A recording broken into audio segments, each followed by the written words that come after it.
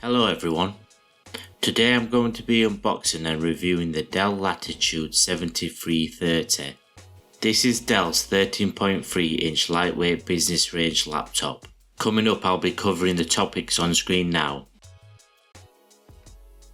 These are the specifications of the laptop I'll be reviewing today on screen. And just to let you know that this has been purchased by the business I work for and is not a loan from Dell. Let's find out what's inside the box.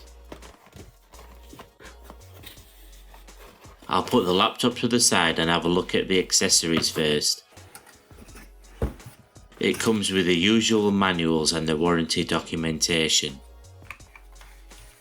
You have a UK 3-pin power lead and a lightweight 65 watt power adapter with a USB-C charger connector. Now let's take a closer look at the laptop. Immediately you notice the size of the laptop. The laptop is super slim and lightweight. We'll get onto the weight a little later. The next thing that sticks out is the carbon fibre weave on the outside.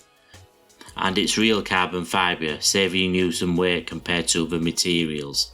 There is an ultra lightweight model available for US customers only, which is made from magnesium, so it doesn't have this carbon fibre finish.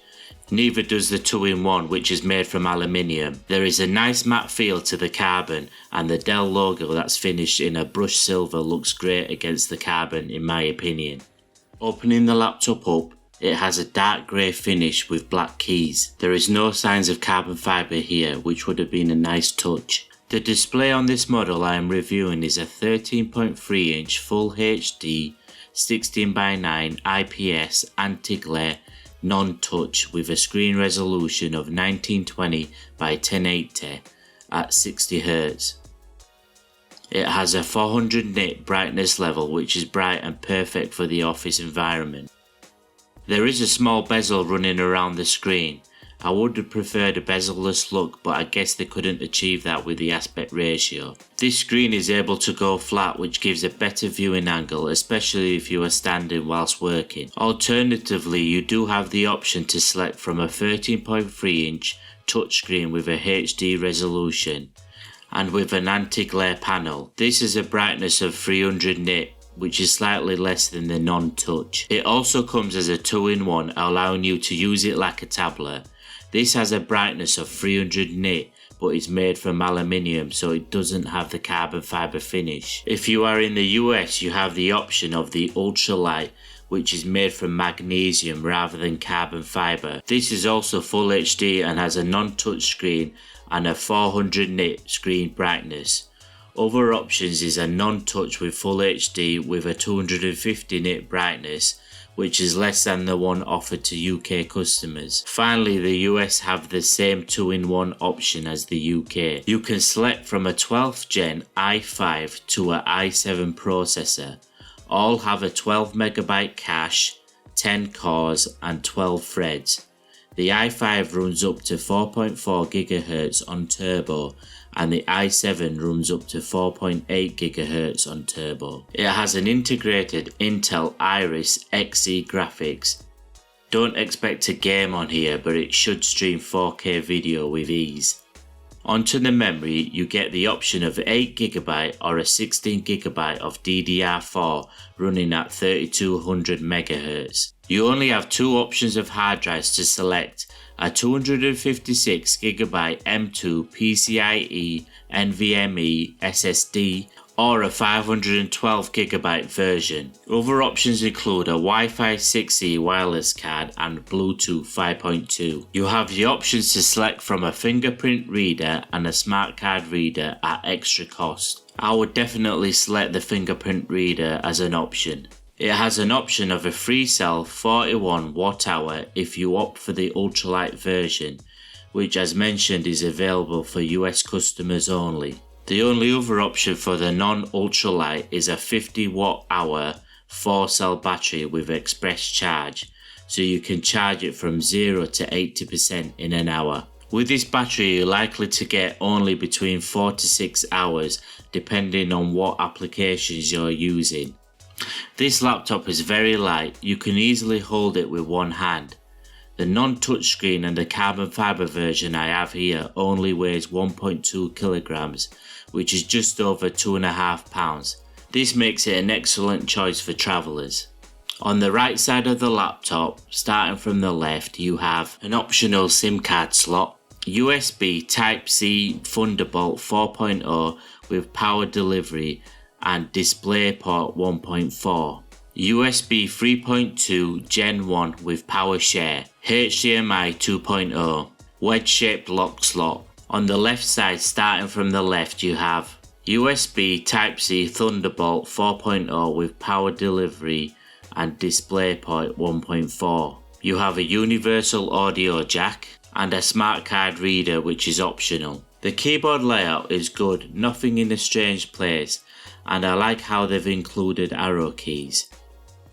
The keys have a matte feel and provide good feedback.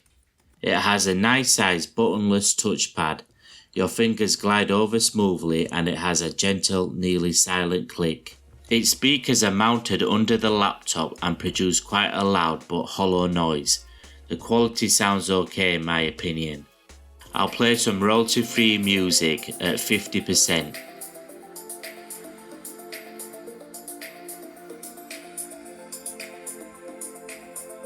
And now 100%. Dell includes some software which, and I quote, "Artificial intelligence improves audio and voice quality and adjusts for different environments.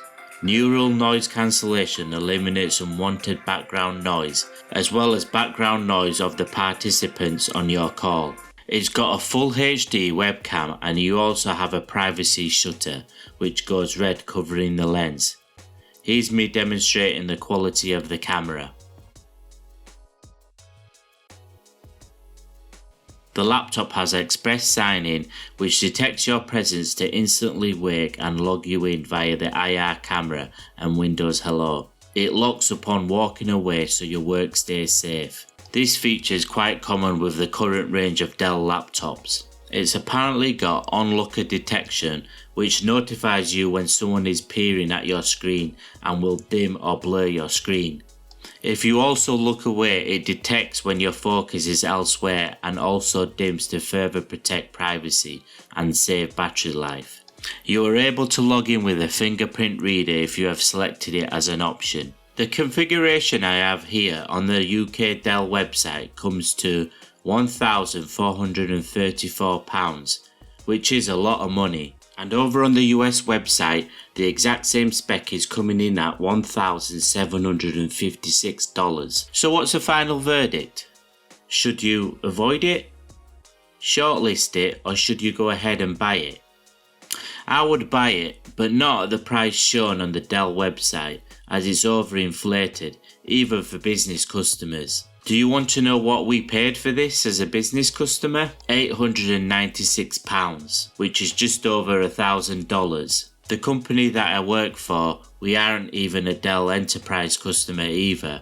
We have less than 200 office users. Originally, I did not want to disclose what we paid for these, but I would rather be honest with my viewers and any business viewers who are watching. You can at least try and get close to this deal. You could try and drive your price down based on what you've seen here and make a significant saving during these difficult times.